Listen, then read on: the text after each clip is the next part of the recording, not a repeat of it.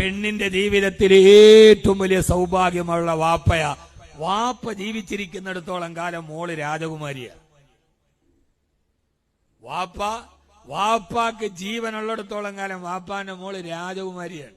ഞാൻ എന്റെ മോളോട് എപ്പോഴും പറയും, ഞാൻ പറയും, വാപ്പ ജീവിച്ചിരിക്കുന്നിടത്തോളം കാലം മോളാരാ? രാജകുമാരിയാണ്. ഭർത്താവ് പോലും തൊടൂല്ല. തൊടാൻ വരുമ്പോ എന്റെ വാപ്പാന ഭർത്താവ് ഒരു ദേശമന്ത്രിനെ തൊണ്ണാൻ വരുമ്പോഴേ ഞാൻ എന്റെ വാപ്പച്ചോട്. അതൊരു പേടിയാണ്, അതൊരു കരുതലാണ്, അതൊരു കാവലാണ്.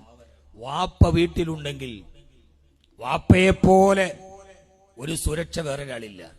വാപ്പ വീട്ടിലുണ്ടെങ്കിൽ മുമ്പിലത്തെ വാതിലിന് താഴിട്ടില്ലെങ്കിൽ പോലും ഉമ്മയും മക്കളും സുഖമായിട്ടുറങ്ങും. കാരണം അപ്പുറത്തെ മുറിയിൽ വാപ്പയുണ്ട്. വാപ്പ വീട്ടിലില്ലെങ്കിൽ ഗോദ്രേജിന്റെ 7 താഴിട്ട് പൂട്ടിയാലും ഉമ്മായും മക്കളും സമാധാനമായിട്ട് ഉറങ്ങില്ല. ഒരു ശബ്ദം കേട്ട ചാടി എഴുന്നേക്കും. അല്ലോ, വാപ്പ പോലും വീട്ടിലില്ല. ഇതാണ് വാപ്പ, ഇതാണ് ഉപ്പ.